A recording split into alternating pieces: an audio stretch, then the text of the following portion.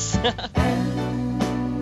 Hi there. Good morning. Cindy Dole here. A special version of Home Wizards. We are broadcasting live from the place where you get to see the Rose Parade floats, really where I think you need to see them. Up close, in person, the post parade. If you haven't done this before, this is a once-in-a-lifetime thing. You can still come on down. It's going on today till 5 p.m.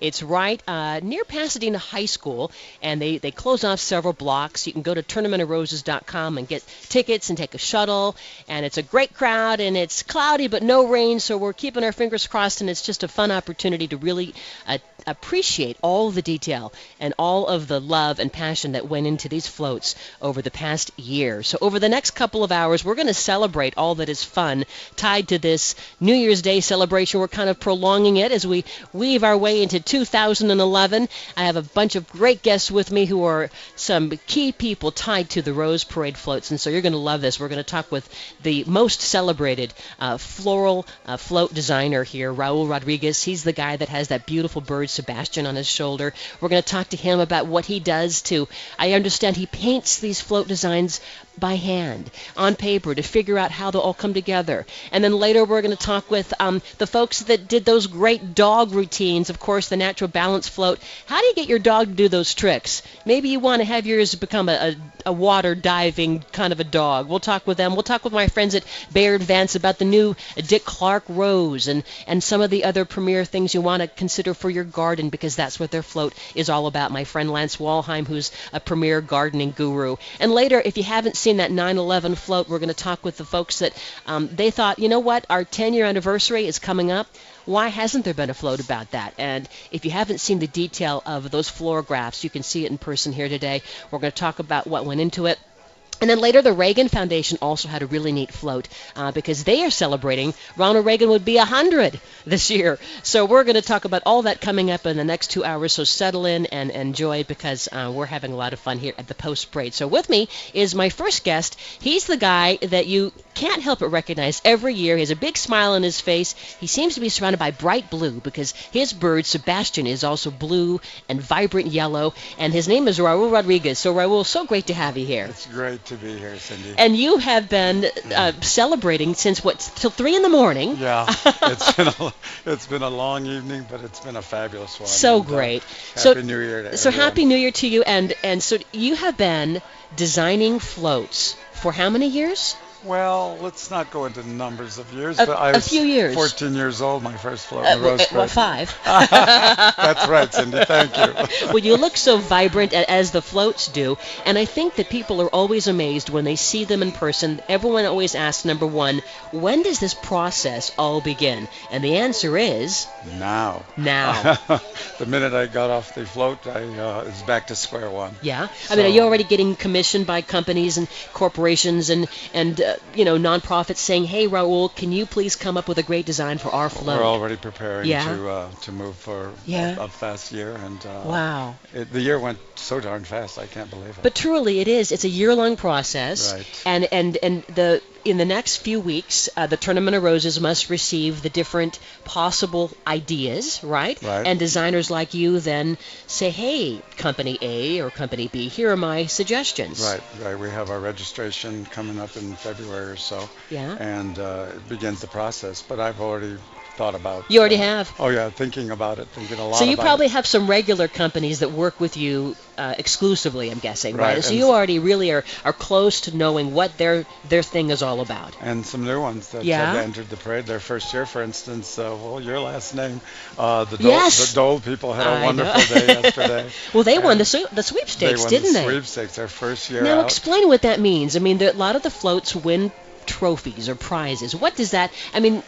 I'll read this to you because it's very small print. But when you hear that a float has won the sweepstakes, like the Dole float, it means the most beautiful. But beyond that, I mean, how important is it for a company to win a quote-unquote trophy or prize? Because everyone thinks they're beautiful. Well, I think a prize helps get a little more press, but I think each float really tells its story. Yeah. Is pretty interesting that way. Dole came in and we talked about it, and it was just wonderful because they were so open to. We got the outriggers and the supersized pineapples and bananas and all that. But let's talk first from the beginning of your thought process, because I can see those wheels of yours are turning all the time, right? All the you time. Probably wake up at 2 a.m. thinking of that brilliant design. Well, I think I go to sleep at night just thinking of concepts and ideas, and it's really what life's about. It's beautiful moments and everything from history in a family or something that sparks just an energy and an idea. Like one of the floats that I think was so beautiful was the China Airlines float, and that was the one where you had that we were riding. that you were riding, Yes. and it had lanterns that were moving, Right. and it had Well, the boat racing. It was the Dragon The boat Dragon races. boat racing, and I didn't know that there's a Southern California club that does this. Oh, and they were on the float. Yeah. They were just incredible. So how did you come up with that idea? Well, I had the pleasure many years back, living for a year in Taipei. Oh. And the culture has become just synonymous with my thinking, and open to everything about it. It was so beautiful. It's so exotic. I think I can take one concept and develop it 10 different ways immediately. And so I've already thought about their float coming up, and met with the new vice president of China Airlines here in Los Angeles, and just wonderful. And all the gang that I get to work with there, it's just really wonderful. And Artistic Entertainment, who built the float. And I'd like to say a special mention to David Alvarado, who really constructed it, and he and his brother and a lot of kids, just so wonderful. When you say constructed it, so for those of you who haven't seen a float up close, I mean, it starts with, after you've designed it on paper, which you do, you use watercolor, don't you? Right. Well, I sketch and use markers and everything. But it's not a computer. You do it like raw. No, I'm not a computer guy. I love that. I'm a hands-on. I love that, because I think that makes it really more adorable.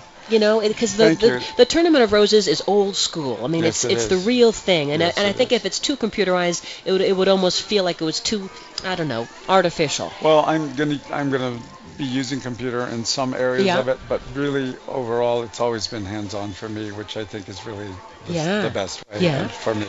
And when a company then says, okay, China Airlines, we want to convey world travel or whatever, then you say, okay, here are my thoughts, here are the fantasies that people might want to experience, here are the colors, or how do you go through that? You're using such a perfect word, Cindy, because the word that I used to them, I said, we can take it seriously, we can use it as a museum piece, but it's really not a museum piece the minute we're putting all kinds of seeds and petals on it. Yeah. So I do stress the word fantasy. It is it's an adventure, right? Exactly. And it can range anything from the whimsical to, like the 9/11 float, a real poignant tribute and memory, right? That one brought a lot of even tears at the judging. Sure. And so I really commend that was in the parade. And or Donate Life. Have you done some floats that have been just so heartfelt that it's just like you feel it's a lot of responsibility? Well, we had children in need on, for instance, Kaiser. Yeah. And it was a whimsical.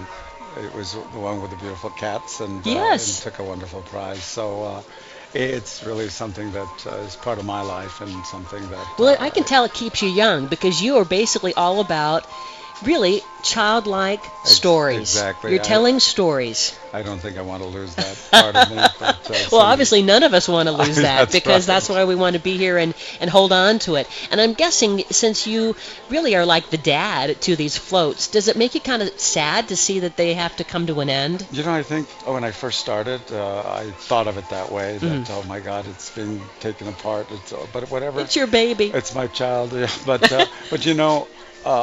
now the way I think about it, it's just something so beautiful in that it sees its moment in yesterday in the sun, and whoever views this particular entry, it's something that brings something to their lives, I hope, and starts a positive new year for all of us. All right. Well, don't you go away, because we're going to talk a little bit more with Raul Rodriguez, one of the premier float designers who is here at the Post Parade, and you can come on down too. We're right here, and it goes on until 5 o'clock. You really ought to check out tournamentofroses.com, a chance to really appreciate the beauty of these Tournament of Roses floats. I'm Cindy Dole, a special broadcast of Home Wizards on KFWB News Talk 980. We're back after this.